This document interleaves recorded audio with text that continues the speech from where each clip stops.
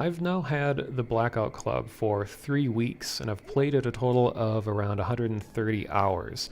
And now that I have a much better understanding of the story and the gameplay, and I've been active in the official Discord where you can find developers and other people interested in discussing the story and all that, I thought it would be fun for me to replay the prologue with all of this newfound knowledge and to sort of just speak in kind of a live stream style approach to going through and just saying information that helps explain what we're looking at, and maybe to anyone who's new to the game to get a better sense of what's going on here, because it gets pretty complex. So for those of you that don't know, the Blackout Club is a 4-player co-op horror game that's set to release this year, 2019, and is currently available in early access on Steam. And you can go to theblackoutclub.com to get additional details. And there's a feature of this game that's called the Enhanced Horror Edition, or not edition, but just there's an enhanced horror feature that allows the writers and voice actors involved with the game to talk to players in real time. They can, when you're playing the multiplayer component of this, they can listen in at any time and talk to you through text or a voice, and they're in character and you can talk back to them, and much of the story is delivered in that manner. So in order to understand what's happening in this game, a lot of that involves talking to other players, learning about their interactions and which of the different gods or voices that they've interacted with. Some of those you can see listed here currently. And so it's a very organic way of delivering a story, and I love that factor of all of this. So this is going to be very theory intensive because a lot of the story is not just laid out to you directly. You have to like piece things together and just be a part of the community to understand it. So I'm doing this all in one take. So there's going to be a lot of stumbling around fittingly and not being able to say stuff as clearly as I might be able to, but I feel like I work best in a live stream sort of environment. Plus, I probably wouldn't feel like even making this video if I sat there editing a video for a long time, so apologies in advance for that, but it's just sort of how I like to work. So here's the prologue. The voice is going to be a little bit quiet, but there's a lot of important details that are delivered right in the beginning, so I will be quiet and let it speak for itself.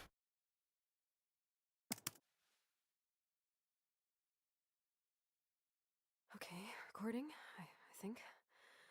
Hi, out there, it's Bells. Isabella. If you've done your homework, you probably know I live in the radio quiet zone. We have no cell signal here, no internet, nothing.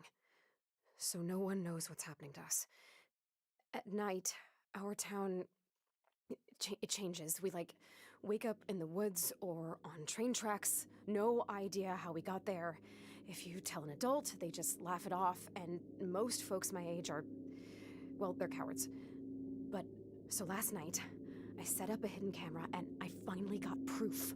Stuff the world needs to see. The video's all on this thumb drive, and tomorrow I'm gonna take Mom's car and sneak it far enough out of town to finally get online. To reach you. When you see this, come to Red Acre. Help us. Please. Thank you.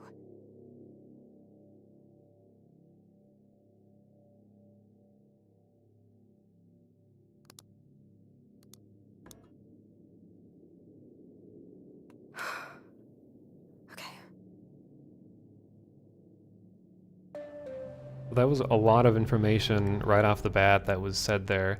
The most important one that I want to point out is that she made mention of something called the Radio Quiet Zone, which is a real place it's kind of among 3 or 4 different states in the east coast of the US, but it's an area that was designated to limit radioactivity as much as possible so that delicate equipment that's used to receive radio signals from space and all of that can have as little noise as possible, and they can learn whatever they're trying to learn. So this is a real place.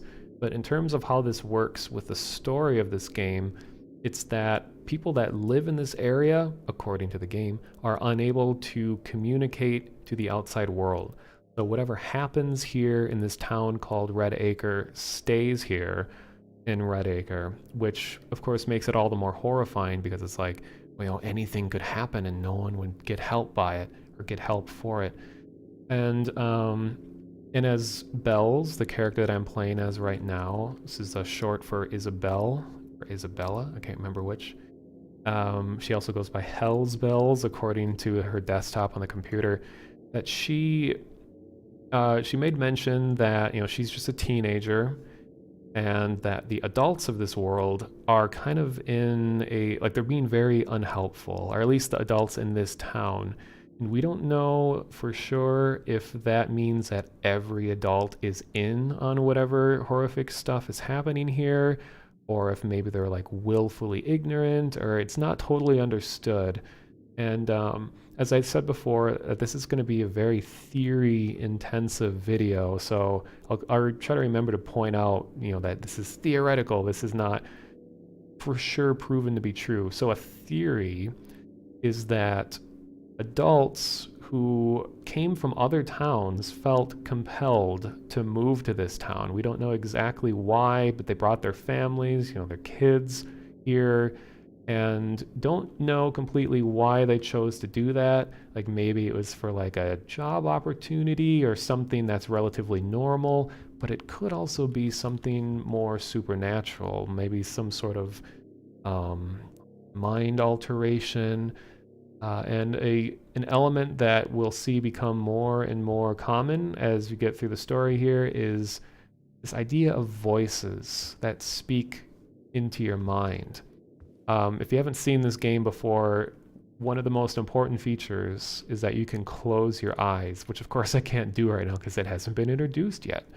So when that happens, I'll explain more to it. But it's just the idea that there are other forces in this game's world that speak to you, and you'll see how that happens. So when I pick up the phone here, you'll notice that it says chorus on it. Local only. Fantastic. Like I want to call anyone in this town. Now, we haven't been formally introduced to what chorus is, but you'll notice that just about every piece of technology that people in this town have has that name on it. There's utility tunnels in their homes that are labeled as chorus. All the phones say chorus. And the theory, at least my own theory, which could be different than other people, is that it's a conspirator in, or I guess I should say like a collaborator within the whole story of this game, where whatever cult stuff is happening, that Chorus is a technologically advanced organization that is helping facilitate whatever is happening, which is probably, in my opinion, a part of why adults seem in on all of this, yet the kids are the ones that are waking up and becoming more aware of what's going on in their town. So there's a lot more to that, and just so I can get to playing this, I'll continue on.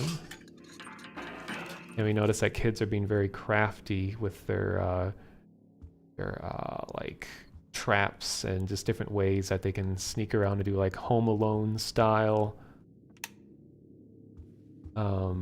ways of fighting adults.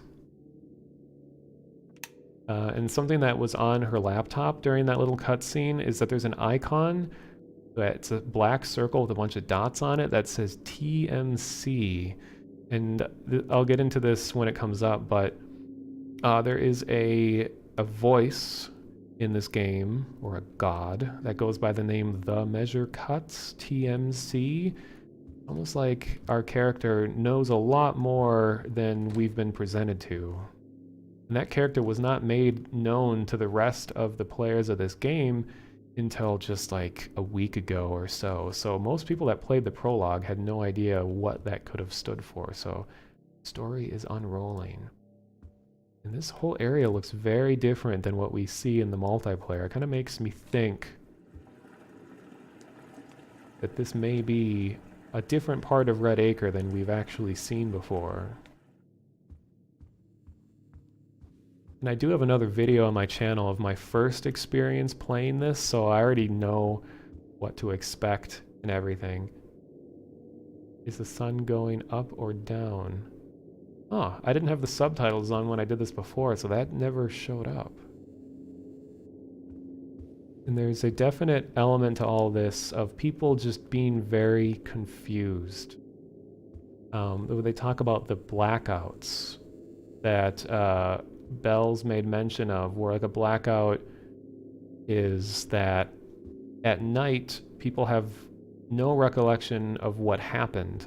Like they're doing stuff in their sleep, and then they just wake up somewhere other than their bed. Like they'll wake up on a railroad track, or just out in the woods or on the street, and they'll have no idea what they were doing that night. And so these part of the story here is that the kids of the town, through unknown forces, were allowed to wake up during one of these blackouts. And that's where the story takes place, is that all of these teenagers are trying to save their town because they were given this gift to be able to wake up, break from this trance, and see what's happening.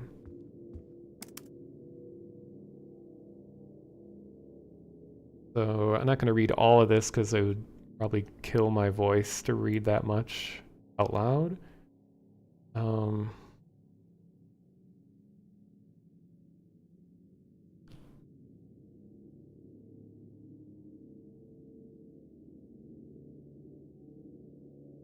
So it just sort of talks about a condition where when people are left in the dark for a very long time and in isolation, that they start to hallucinate. And even astronauts have experienced this kind of thing. And when you're exposed to certain types of radiation, similar effects can happen.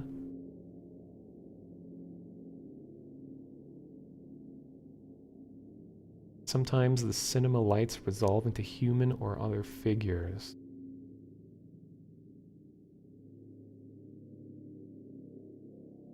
So this is on our Bells. This is on her dad's laptop. I'm assuming this is her dad. So that's a little alarming that he's studying this kind of thing. And this gives a little bit of credence to the theory that Chorus is technologically advanced. They're like an organization that really knows what they're doing. Like this, which I really like this fact that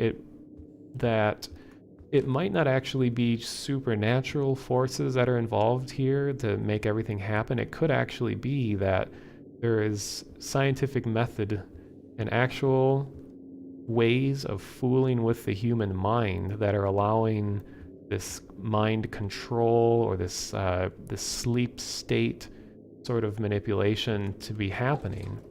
So that kind of makes me think that, you know, her parents are in on this, which will become more obvious later, but that they helped other people and other adults further control the community. And who could this be? But if you're watching this, that probably made you look at your own phone. Grounded. Sorry, I can't talk on the phone. Isabella, it's us. We called to tell you. Now she talks to us, huh? We called to tell you we're going to be home late. Why should I care? I'm in jail. Time is meaningless. And whose fault is that? It wasn't trespassing. Mom works up there, despite the fact that they're obvious aliens. Oh, yes. And my alien masters are telling me to order another drink. Waiter! You're lucky she didn't get fired for what you did. What? Just go to... You guys are breaking up. Breaking up? That's...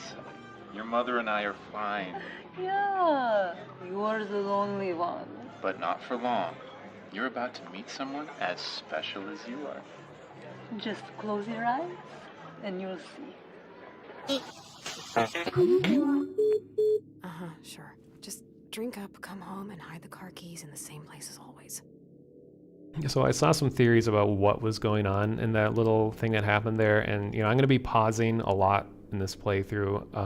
If you want to see me just go straight through it, I have my first impressions video where I do that. But anyway, a lot of theories about when she takes the phone out, how you see there's an obvious cut between two different states, and Isabel seems to be kind of like not acknowledging the fact that it's split into two different sequences. Like, she was talking to her parents in real time at the beginning, but it makes me think that this is more like psychological play, that maybe Chorus or whatever, you know, advanced group is collaborating here is trying to get into the minds of the people in the town, and this is a way to possibly manipulate Isabel, where it's like you can have they're working with data, like previous video chats that she's had with her parents, and trying to splice it in a way that gives her the message that they want to deliver to her, not necessarily what her parents at the time wanted to deliver.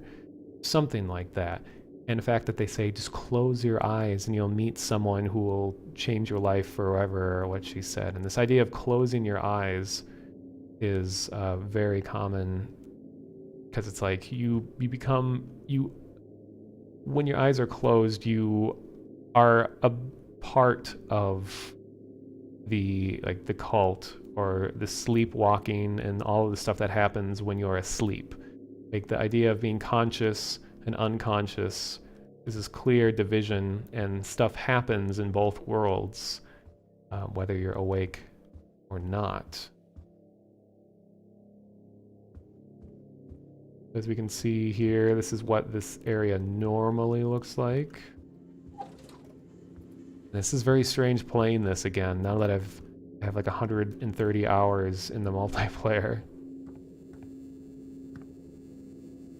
And we've taken a close look at just about all of the assets that you can see laying around here. Didn't know you could do that. And you know, like, there doesn't appear to be any additional information you can learn from reading these. It just kind of seems to be like generic placeholder, or not meant to be read into kinds of stuff.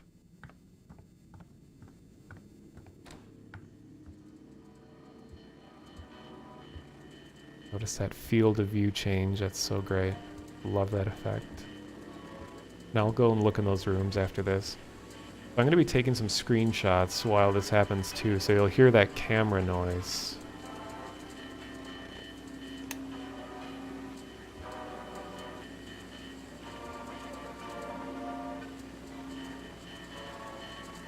Come on. They let you see nothing. They are coming for you to wake up. Close your eyes. Close my eyes? So here's this. You need me, I need you. Feed me images, mother, father, you. Close your eyes. Now, let's see how long it lets me stay doing this, but so here's the first message that I'm seeing with my eyes closed as Isabel.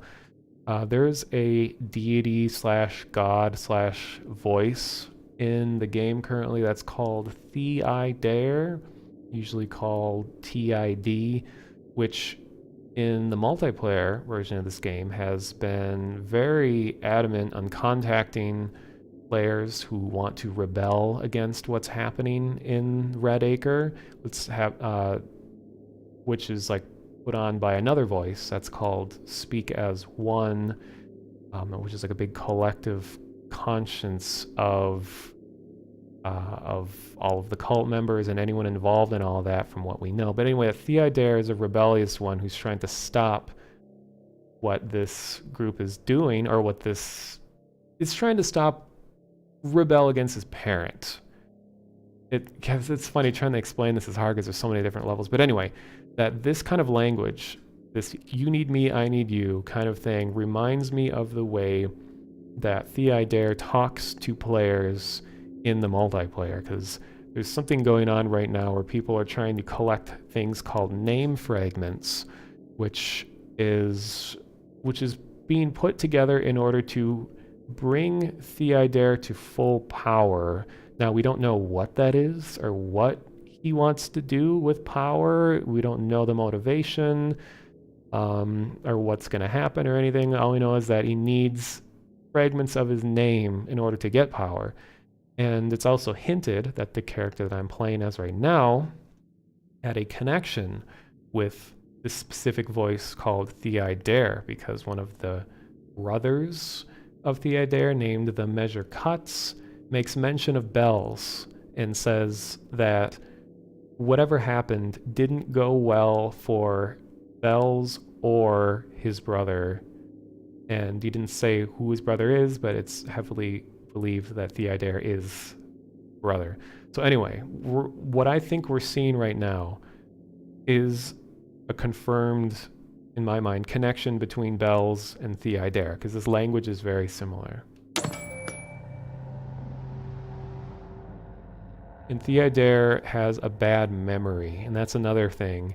So by Bells going and looking at all these important things to her, like her parents and herself, helping her remember, I believe that this is also trying to jog her memory, but also giving Theodare more power over her by giving him knowledge of her.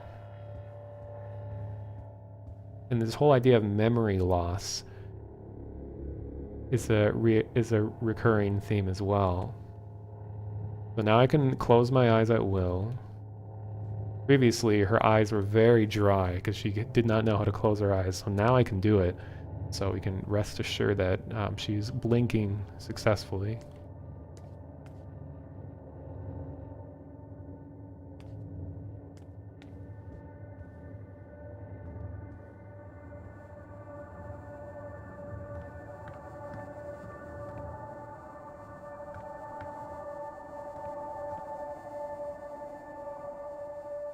And we tried scanning this QR code because this box appears other places, but it looks like the QR code was intentionally messed with so that it's not valid. It does not lead to anything. I don't have my phone right now, so I can't zoom in, but this same letter appears in other places too, and we tried looking closer at it, and I think it's just lorem ipsum, if I remember correctly, which is like placeholder kind of nonsense text typically. We see that shadow in the window.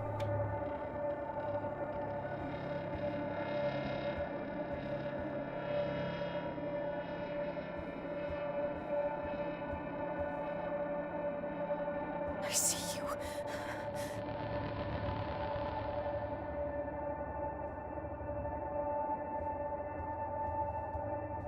And I missed this the first time around, but you're supposed to first look at the photo of her mom. When I do that, I see like an outline of something. Your mind is not your own. Is it a dance or a kind of sign?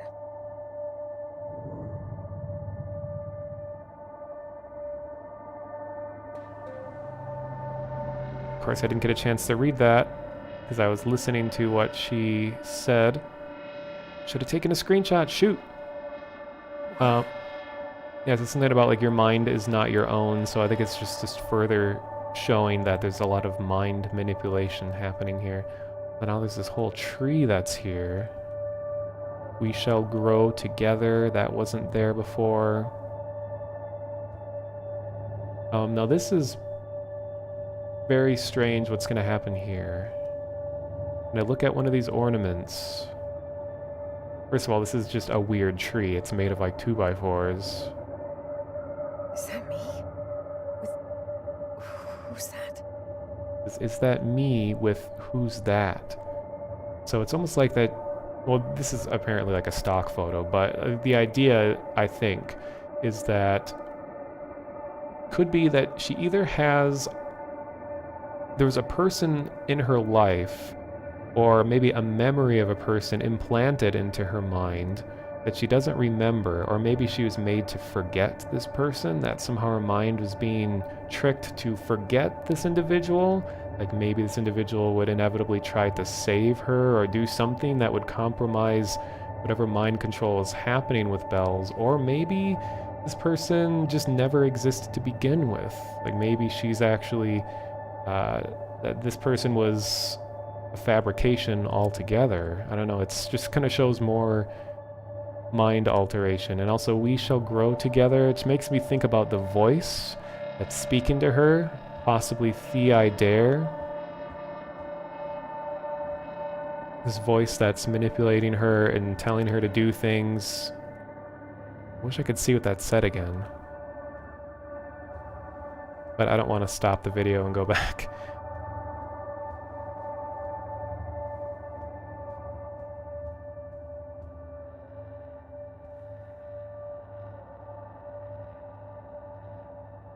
I saw a fence.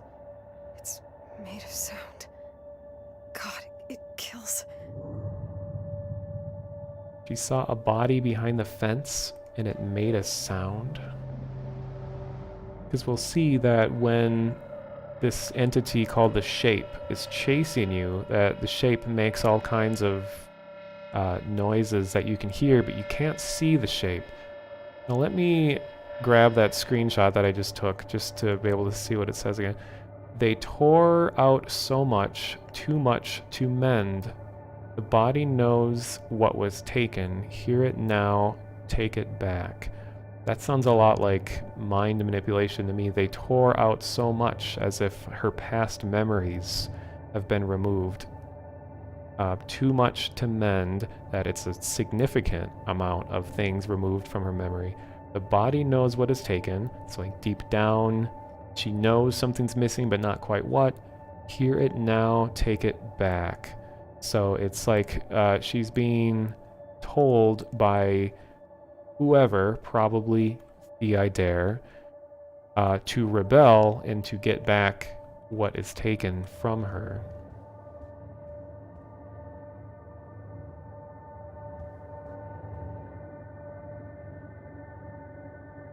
Book says, eyes shut, eyes open. Interesting choice of book.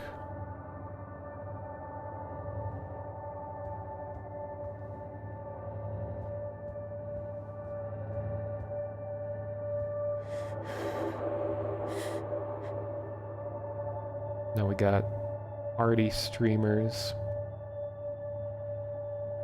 Kind of reminds me maybe of DNA? I don't know. Helix? Helixical? I don't know what the word is.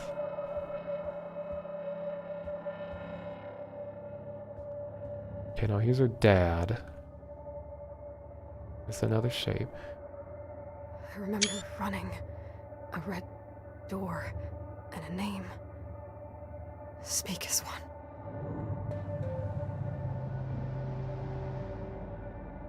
So, wait. Okay, I'm gonna pause. Game is not paused. Oh, jeez. Yeah, that said wake up. Very important thing happened there. Another blackout. Did I even record? Okay. It's still... I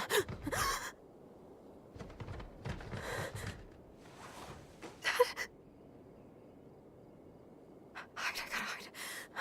Closet, bathroom, something with a door. Okay, so right before the wake up thing happened, she was recalling a memory that she didn't completely remember. She remembers a red door, and she remembers speak as one.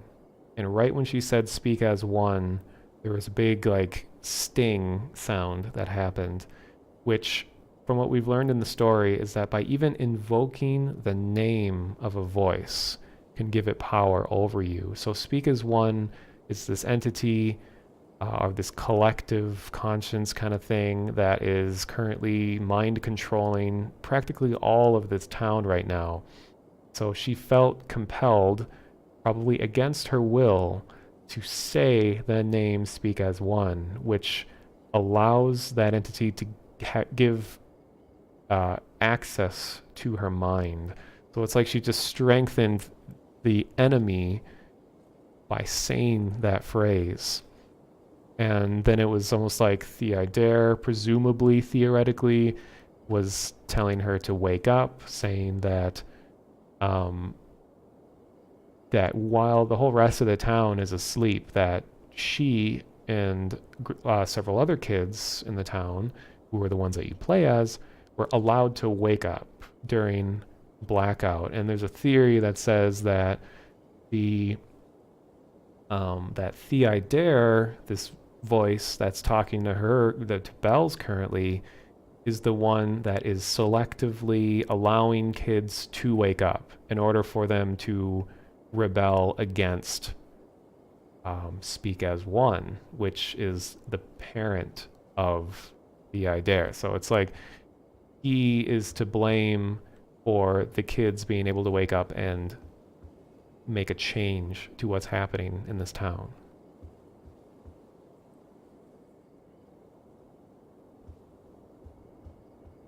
And an important thing to note is that Speak as One is a collective, and anytime that SAO, as you call it, Speak as One, speaks to a player, that they speak in a plural form. It's never I, it's never me, it's always we and us. So when you're trying to decide between like, who am I speaking to, it's important to take note of the way in which this voice speaks. And the one that we've been seeing, like when we're looking at the TV, that was saying I, like I need you, you need me. That is very similar to a way that Theidare speaks, whereas anything with plural is a lot like Speak as One.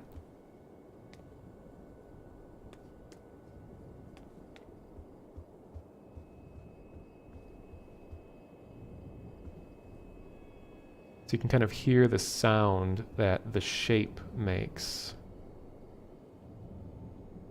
There it is. So the shape has no eyes, no ears, from what we're told. And the shape is the puppet, or the hand, as it's called at times, of Speak as One. So like the big bad guys of the town. So this, like what we're looking at here is not the enemy per se, it's just a creature that does exactly what it's told, and it looks for people who have sinned, what they call it. And sinning in this world seems to be anything that goes against Speak as One and the collective conscience / cult of the town. So like when you're playing multiplayer, you'll notice that sometimes the shape, as this character is called, will just ignore you completely, and you're not totally understanding why. And usually that's because that you haven't sinned lately, and it's just hanging out at the last site in which you committed a crime against the cult.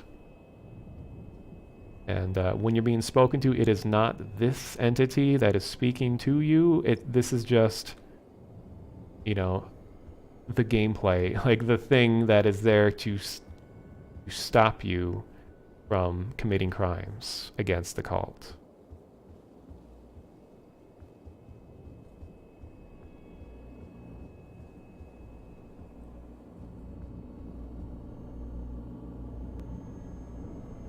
Come in. Hello.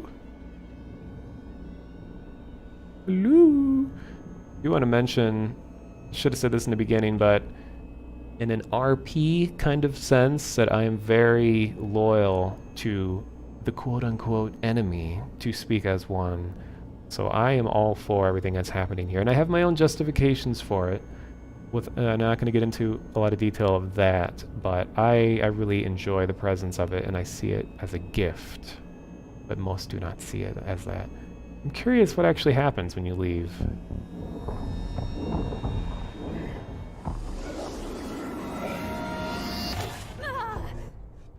All right.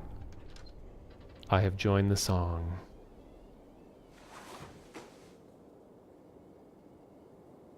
It's good that it doesn't repeat the whole cutscene again. But now the door's open, so that makes me believe that that actually did happen. I'm not rewinding time, I just went back to sleep.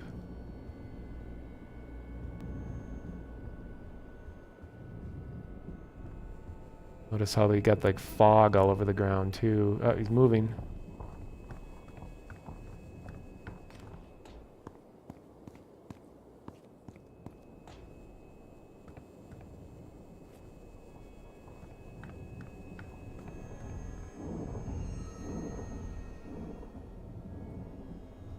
It's funny that when you play the multiplayer, you know every possible way to juke the shape and to like mess up the AI. I'm sure there's a bunch of like clever ways that I could break this.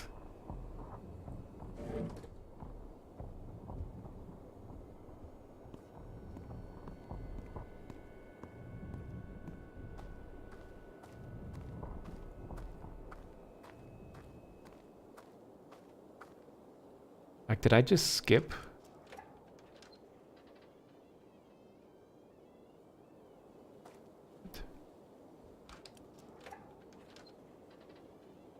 Why do I hear a door opening? Shape is over there.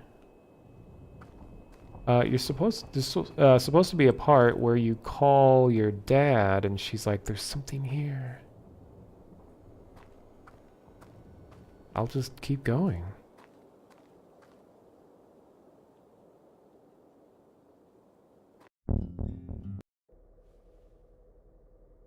Okay, well I skipped that for some reason. I But think it's... Is it gone?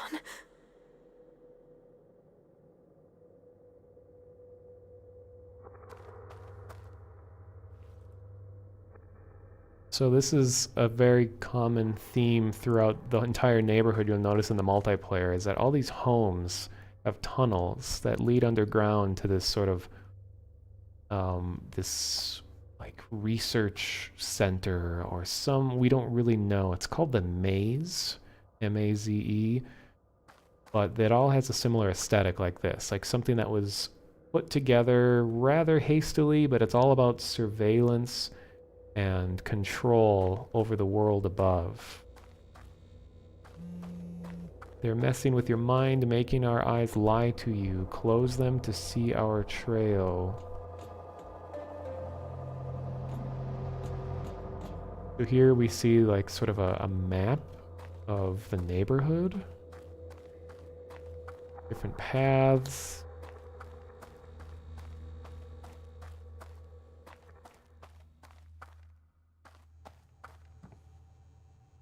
What? This is my house? They're recording me. And there's a place in the multiplayer too where you can go underneath a home, and then when you look up at the ceiling, which you can kind of see here, they've painted on the bottom of the floorboards all of the locations of the home. It's like they're trying to use every bit of data they possibly can in order to learn more about all the citizens of Red Acre and how best to manipulate them. There's also a laptop that can be found in a multiplayer that contains really specific things that need to be stolen from the homes of the people who are being controlled. Things like a workout playlist, like car keys, and just like valuable personal items. So they're really doing everything they can to thoroughly analyze and work against all of those that work and live in Red Acre.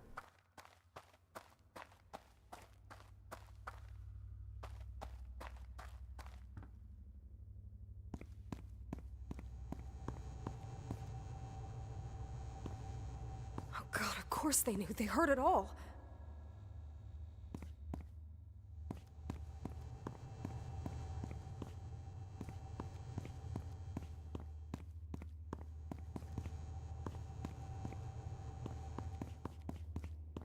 That's my room. Shit. They know everything.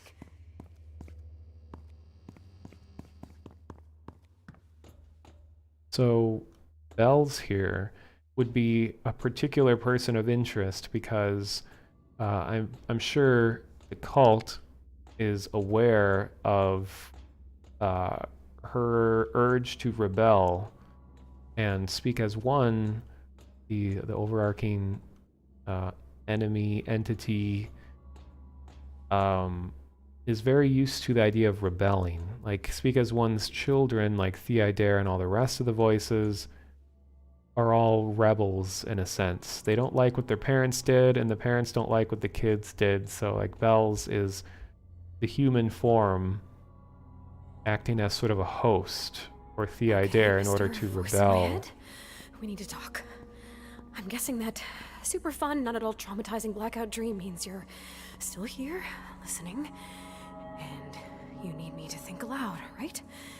I hope whispering counts. Here goes. First, thanks for the warning. I'm guessing you saw him coming. You seem to know a lot that I don't.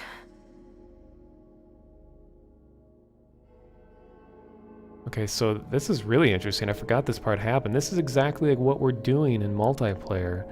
We're speaking out loud and sort of talking out loud, thinking out loud, so that whatever voice is in our head, whichever voice has marked us, can talk to us. So Bells clearly has one of these voices in her mind, probably Theodore, and she is, having a talk with it and trying to gain a further understanding. So it's like this is an interesting portrayal of multiplayer. Am I, like, possessed? I know when I black out, you suddenly take the wheel. So why do you need me at all right now? Is possession on a spectrum? So she's questioning what this voice wants with her. What are the motivations? And we actually don't know fully. And as a follower of Speak as One, that's something that I always question, is that when you follow Yes, I'm asking a zillion questions. It's kind of my signature move. And maybe you hate it, but if so, honestly, kiss my entire ass. It's my body, and I need to know where it's been. that when you follow Speak as One, like, you know what you're getting into. You know, you see everything that's happened. You see what state Redacre is in and the power that the song, which is like the collective of Speak as One, what you're getting into. But if you follow something like Theodore, you're just kind of doing whatever he says to do, and you don't know why. You don't know if you'll even get anything out of it. There's really no promise. You're just being told to do. And Bells is questioning that right now. And there's my face. If you look at my profile image. Are you even real? Or do I just have new, let's call them bonus mental health issues? Is it possible to gaslight yourself? And this is another big question that comes into play, is that we don't know what sort of form that these voices have. And from the best understanding is that the voices are just that. Like, they're thoughts in your mind. It's not, this is a theory, so we're entering the theory zone, beware.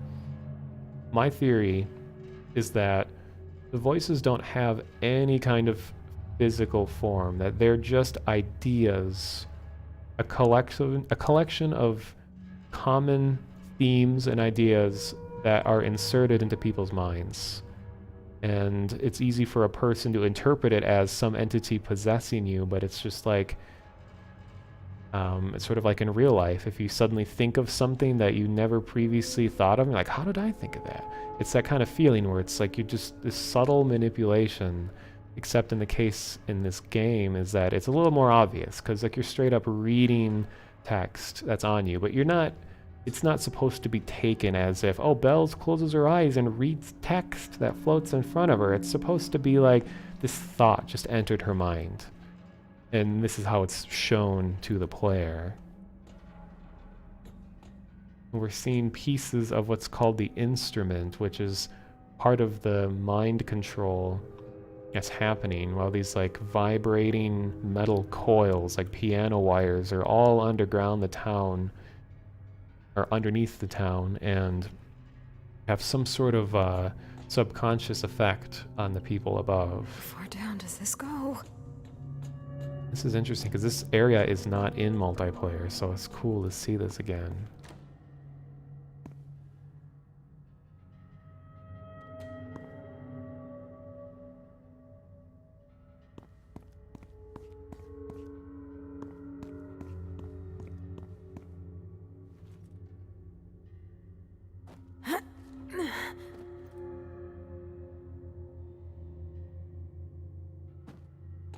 I didn't even know I could do this here. You know, this is Sleeper, right? So it's blind, but it can probably hear me right now. just talked over yourself, Bells. How does that feel?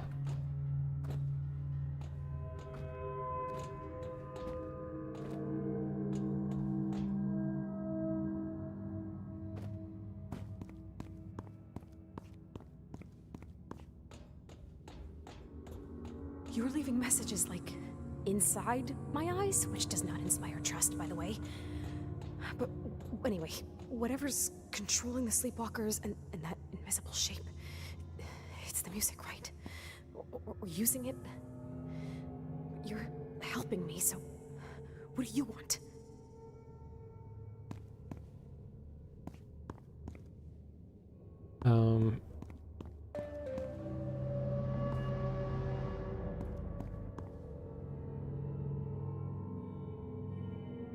So one thing that is a little confusing to me is that, like, when I close my eyes and you see these footsteps, wait, you need the card to access this, follow the trail, okay.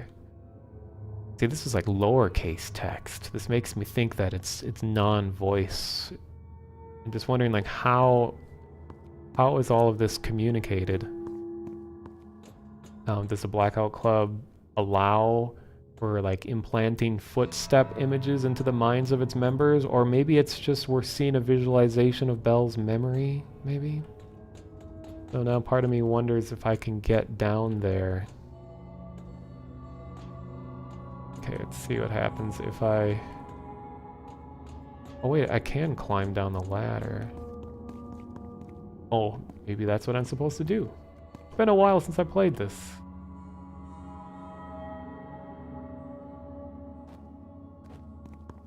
Oh, I should have tried jumping, doing a really MVP strat.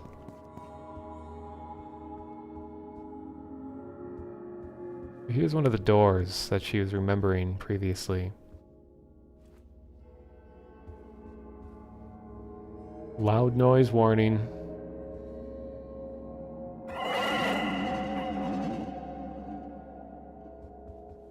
Those doors are only accessible by members of the song.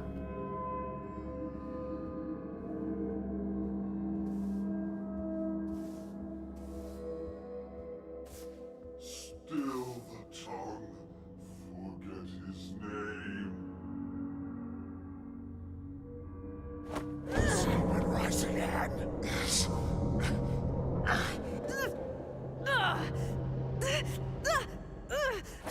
See, I couldn't understand any of this when I played originally. It still took me a while.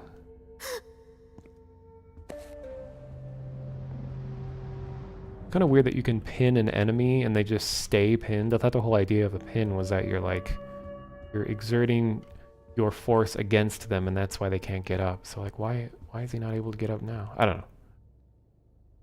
Apparently there's a little Easter egg.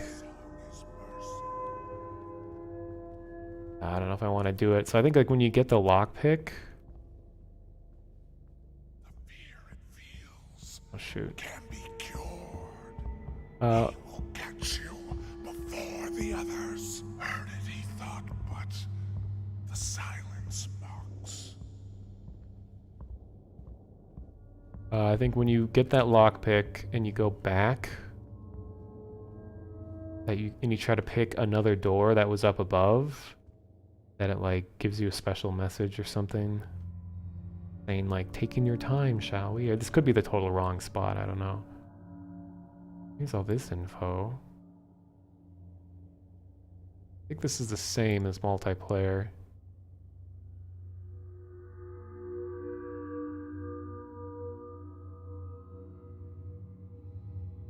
Oh, this is just my multiplayer stats, okay.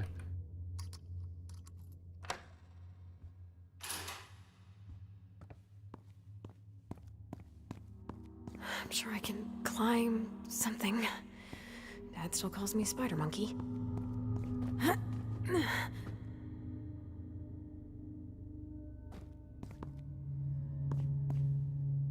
Well, if she fell all the way down this chasm and just caught herself on like a little ledge at the bottom, she wouldn't take any damage. So maybe that's what she should do.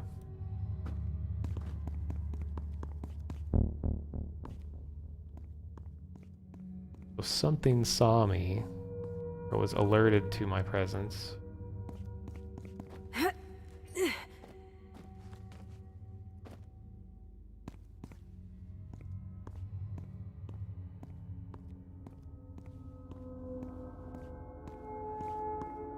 It is kind of weird that these items are just pinned to the door.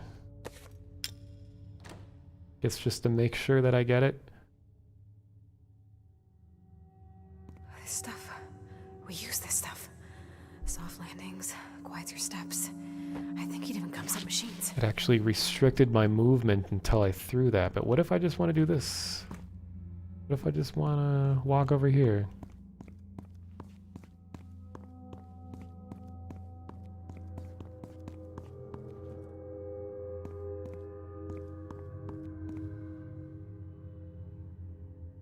This makes me wonder what this spherical object is. It's almost like something that was mined from the earth, maybe some sort of special chemical, not chemical, like a mineral that has like radioactive qualities or something.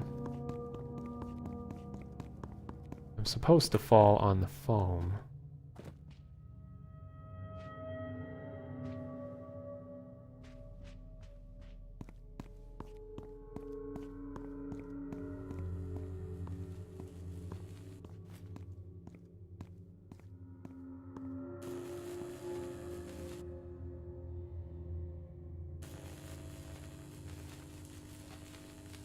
Interesting that a lot of the, these are called elite sleepers, or like the ones wearing the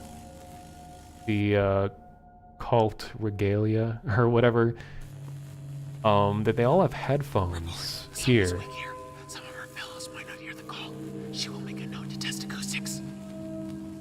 But when you're playing the regular multiplayer game, they're not wearing these headphones. But like in the concept art and stuff, they all have these on, so I wonder what role this will play later. Forgive me.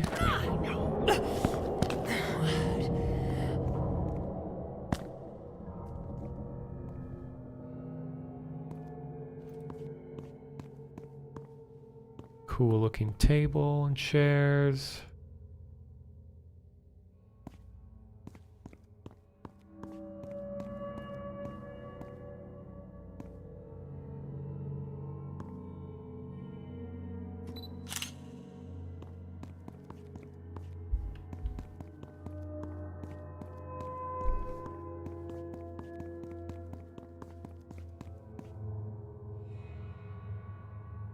I haven't seen them use this mechanic anywhere yet.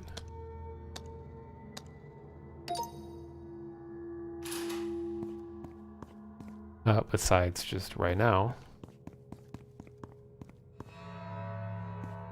Oh wait, gotta use it over here now.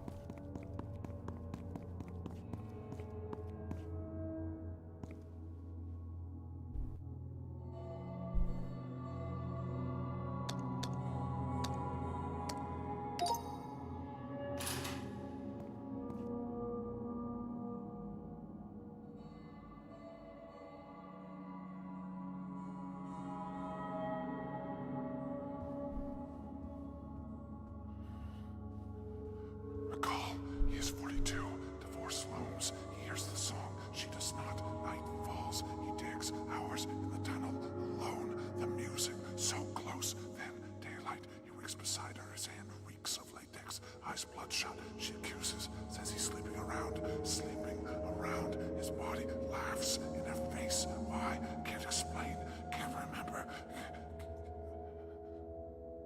So I was just listening to that story, and the sleepers.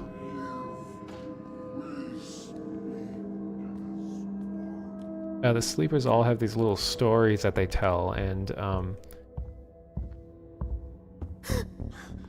His hands will have. and you can hear the stories in the multiplayer as well. And that particular story is telling about a husband and wife, where the husband at night would sneak out and dig through a tunnel, and then return home in bed when he wakes up, and his wife would be like, "Where were you?" And she thought he was cheating on her, thinking he was sleeping around. He will be And in the story, the sleeper says his body laughs as if his conscious self has no idea what happened, but his subconscious knows what happened. Sleeping around, as in, these are called sleepers, so it's sort of like he's laughing at a pun, a dad joke or something internally.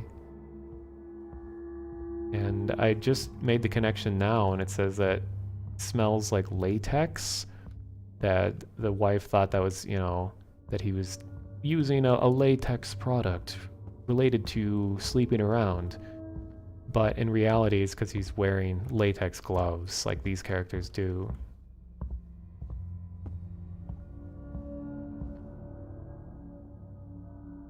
Now, this is a Lucid.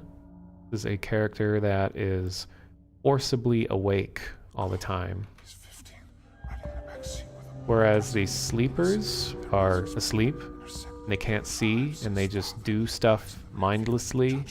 They do tasks for the bigger song collective without questioning, whereas like Lucids have a little more, from what you can tell, understanding of what's going on, but they're still willfully a part of it, but they're forcibly awake all the time. And when you listen to Lucids in the multiplayer, you'll hear them say things like, "I'd get some sleep if I was able to," and they kind of complain a little bit, but they're still loyal and they do their jobs. And I had an interaction with Speak as One in multiplayer that told me that Lucids are martyrs, and that like their fate has ultimately been determined for them. So it's like their willful awareness of the situation makes them a martyr, because they have to take that understanding and that pain, whereas like a sleeper is not aware and is just a part of it and doesn't have to deal with the truth or any of the realities of the world. Which honestly does not sound that bad.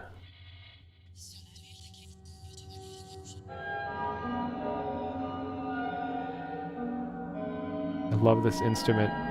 I've wanted to replay the prologue so I could watch some of this.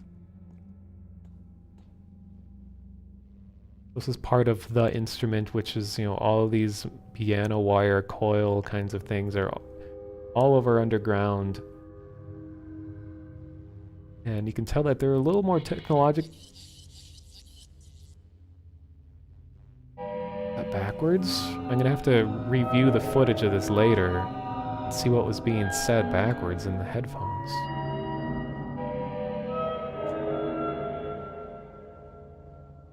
So you can Lots of hours blend together at 5 a.m. has merits. You just go home, lie next to him. No, pretend to sleep anyway.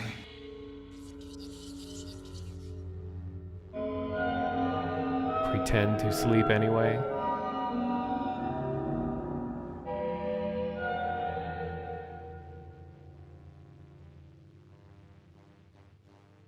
Sorry, I just want to see what else is said. Just one more. Come on, give me one more.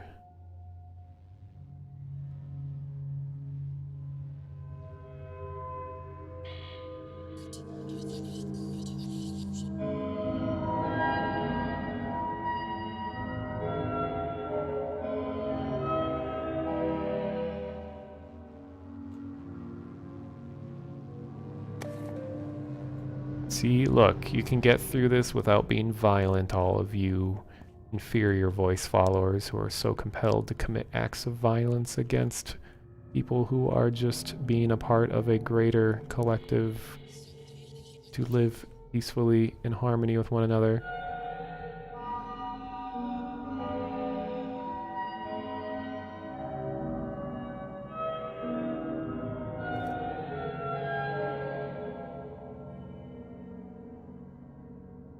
When you get really close to the Lucids, you can see that their faces are just like they're all wrapped, or they're maybe just completely skin everywhere.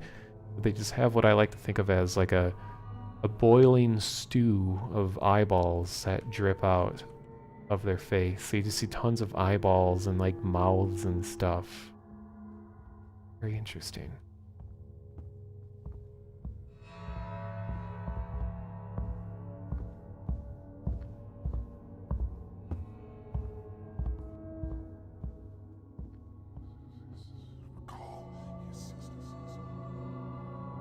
There is a Google Doc online that one of the members of the Discord put together that has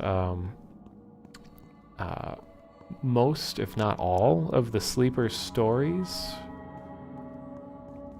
So you can hear all the little like bits of story detail, and actually those stories are some of the most interesting parts of all of this, because they're ones that talk about what the adult world is like.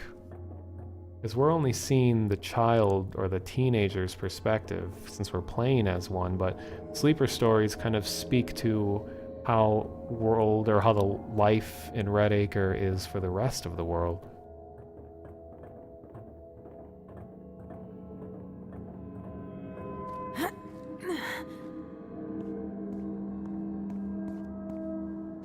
Yes! Come on, you big doom harp, let's do this. So this is like some sort of like amplifier or something. Just like we practiced at the hideout. I want to test something real quick. See if I can pull off this maneuver. Yeah. Okay, just wanted to show off.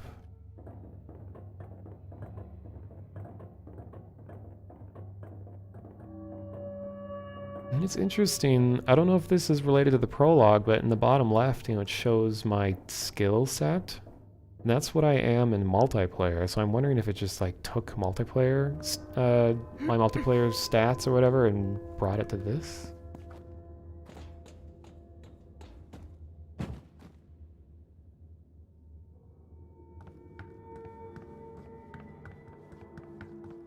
Gonna have to jump.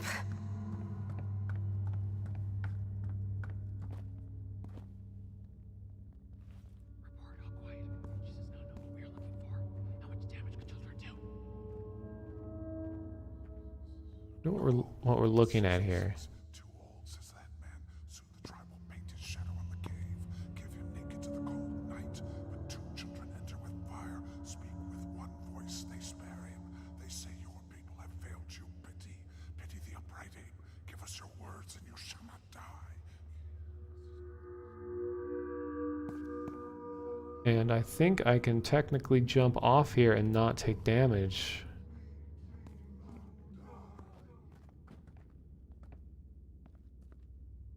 We do another MVP strat. Damn it. Okay. Okay, that didn't work. But I'm gonna have to stop the bleeding. Jumps at nothing, like an animal. So, Just empty space. another theory, Would have sworn. when you hear the sleepers talk, it sounds like they're in a third person, talking about themselves from the outside. But I feel like that what we're hearing is a spirit of some kind talking through this individual, using that individual's voice. Because you'll see that they'll say like, he jumps at nothing, or she's been fooled like this before. It's sort of like an out-of-body spirit looking down on this body, as it reacts to things and talking about it from a third person. So it's not this person talking about themselves in the third person, it's another entity talking about this body that they are possessing. Recall, she is 42. Divorce looms. She hears the song. He does not. Night falls. She digs hours in the tunnel. Alone. The music so close. Then daily. She wakes beside him. Her hands reek of latex. Eyes bloodshot. He accuses. Says she's sleeping around. Sleeping around her body. Is that someone playing a game? That's interesting. Hands. This is love for the Oh, god damn it.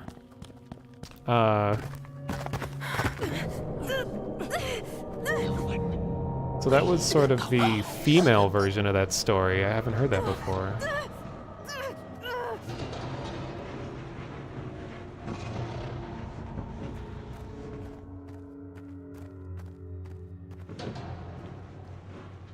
So, pretty sure this is forced to happen.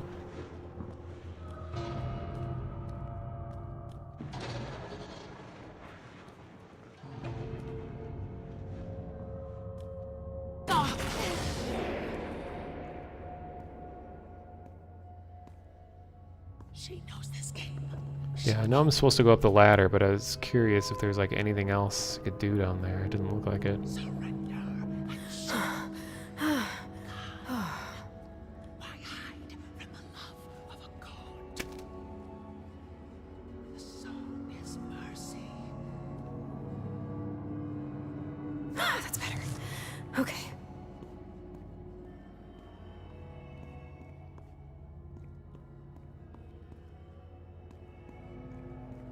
Bax was wrong. It's not a maze.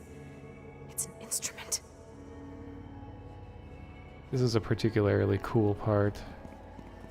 Like, I want to be there with all those guys. Looks like fun. A disguise? What, that masky hoodie thing? How am I gonna see? You know what? Don't tell me.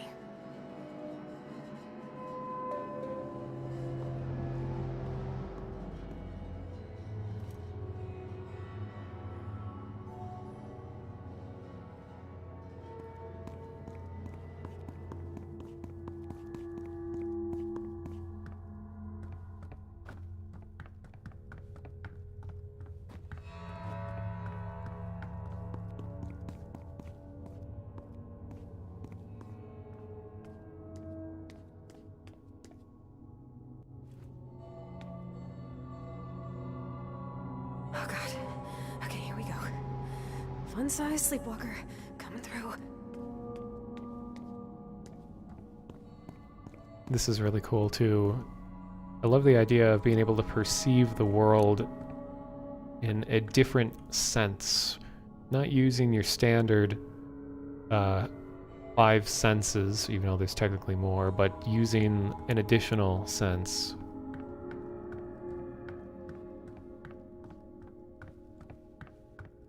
These are telling me things to avoid.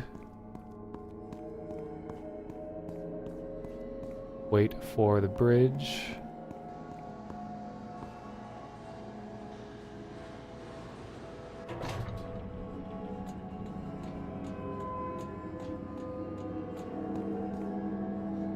So now we can sit and listen to the instrument. Left, right, left, right, left, right, left, right.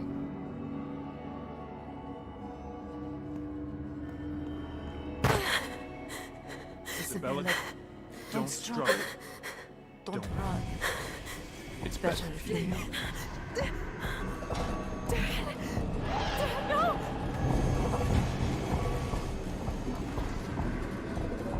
So that was her parents that are there.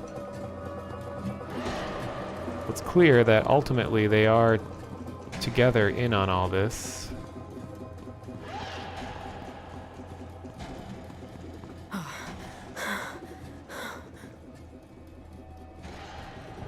There's the old shape having a nice little jog.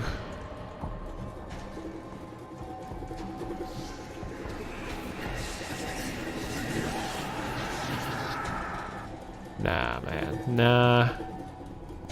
I guess there really isn't anywhere I can go. Well, I could just like hang out here forever, knowing the shape. But I need to go. My people need me.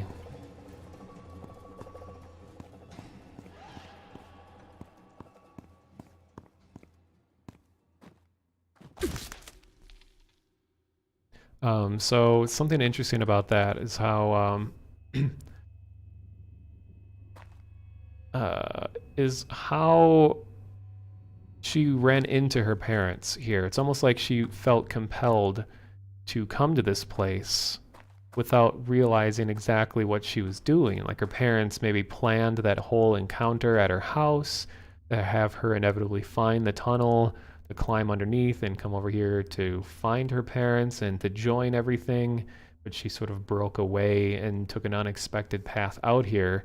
So now she's being chased down. But when you're playing multiplayer, you'll notice that sometimes your character will say things like, I feel like I've been here before, when you're in the maze below the street. So it makes me think that one of the techniques that's used in order to draw people to the cult is that they implant memories in their mind of, or maybe that they convince them subconsciously to want to come down here and join everyone. Or maybe they were down here previously, or they did work and help construct this in their sleep. But when they wake up, they don't remember what they've done or where they've been.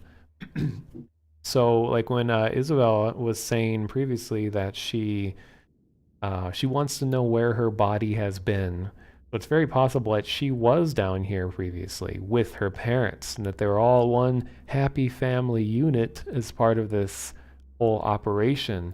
But when presumably Thea Dare or some other voice that's speaking into her head allowed her to wake up, going against the wishes of the cult, that she was able to see this place from the perspective of her eyes being open and having woken up. So this whole area, in my mind, is never meant to be seen with your eyes open. And that's part of the story of this, is that you are, sorry for saying it like this, but you are totally woke to the situation as the children that you play as in the story, whereas all the adults are asleep as they're a part of this. And they actually recommend against using lethal force against sleepers and stuff, because the kids say like they could be family and things like that. So for some reason she was allowed to wake up. Same with other members of the Blackout Club who you play as a multiplayer. So it's essentially like these voices are all working with you or against you to give you what you desire. We don't know why they're helping or what their end goals are. What was that thing? Did May send it? Maybe because I got it on video.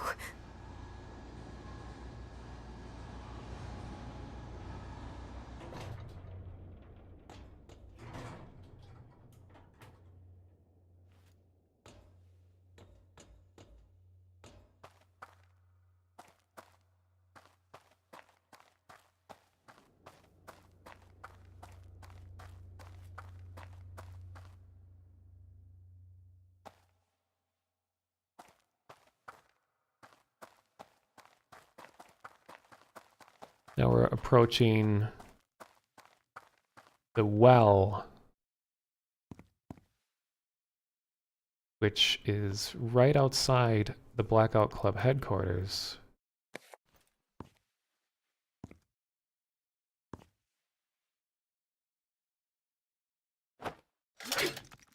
But because she was supposed to have been compliant and captured down with where her parents were, that she is now wanted by the cult cops. Are you outside yet? Meet us at the hideout. We'll turn on some flashlights for you. What if I go this way?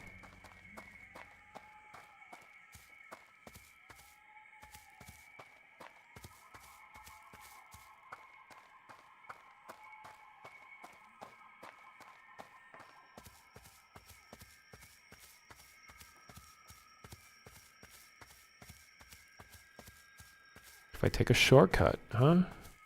What's over here?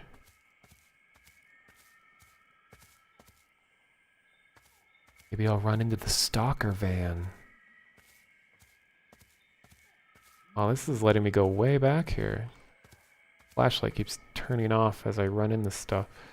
Uh-oh. Hope I'm not stuck.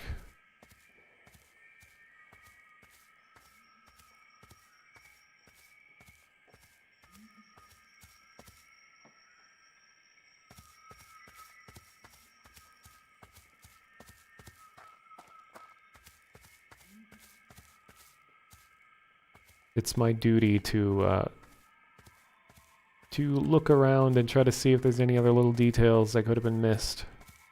Okay.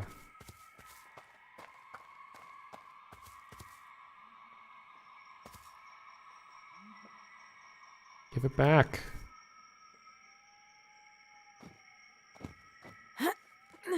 No, that's not what I wanted to happen. I don't know why it's not letting me. You can take it back, but it doesn't matter.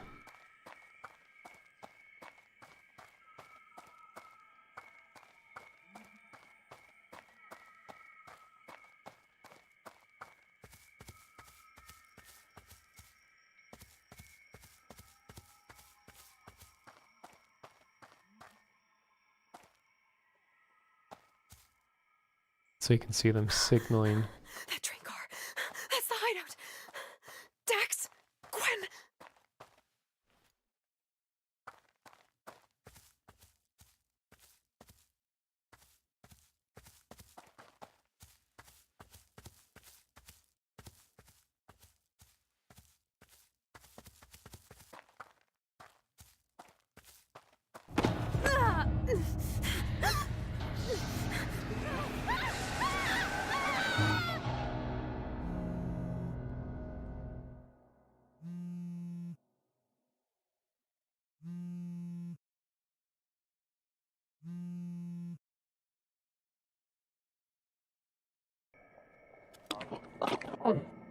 Whatever Bells recorded was lost when it took her.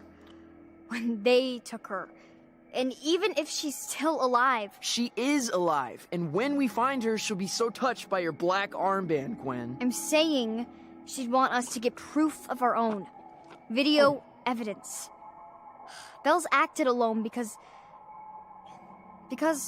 we were too scared. This time, we do it together. They can't make us all disappear. Dax, I want to find her too. But unless we do more, like expose these guys, it'll just... This town hates people without making a sound. Our shitty friendship is all we have. Speaking of... Hey, you! Huh? You get the blackouts too, right? Well, that means you're in. Even though we supposedly investigate monsters and you eat like one. So, while we get more snacks, you pick a mission. That way, if we all die tonight, we'll blame you. Have fun. Don't worry. We'll be back soon.